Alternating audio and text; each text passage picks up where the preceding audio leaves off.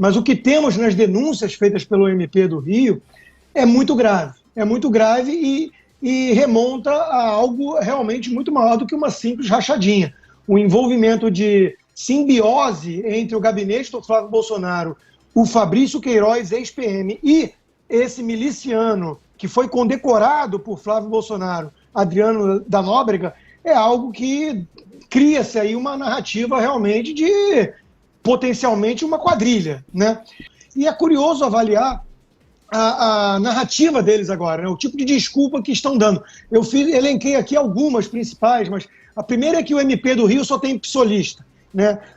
Como se isso dissesse respeito aos fatos.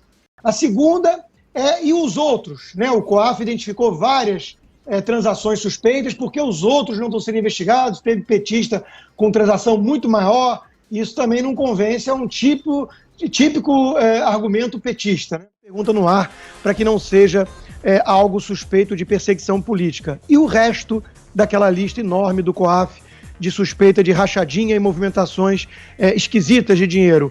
O Flávio Bolsonaro era o 17º da lista. E os outros? E os outros? E os outros?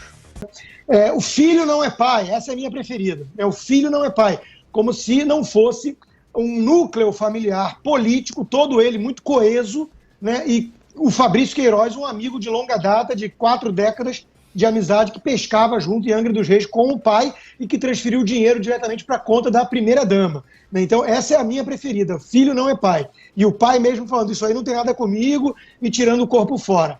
Mas estão preocupados aí com rachadinha que ocorreu antes no governo lá, como deputado ainda do Flávio Bolsonaro, que não tem nada a ver com o governo Jair Bolsonaro, né?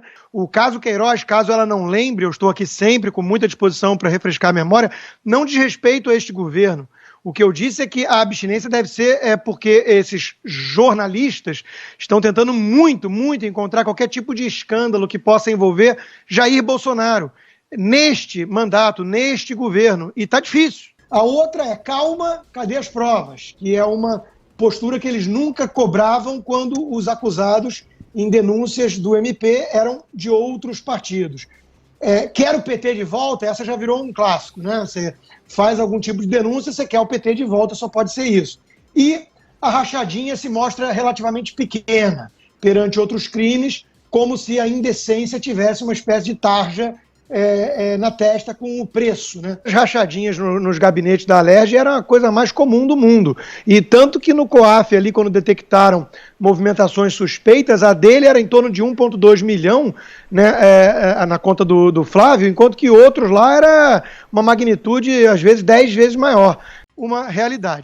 É que se for só a rachadinha, e aqui eu falo esse só, pode ser entre aspas, né? Porque qualquer crime, qualquer desvio é desvio. Mas a gente precisa ser realista aqui e encarar que isso era uma prática muito generalizada e banal nos gabinetes, né? Mas quando é uma coisa, uma prática basicamente aceita no meio, né? Todo mundo faz, aí é óbvio que você tem que levar isso em conta, isso não é relativizar, isso não é passar pano, isso é reconhecer. A rachadinha se mostra relativamente pequena perante outros crimes, como se a indecência tivesse uma espécie de tarja na testa com o preço, né?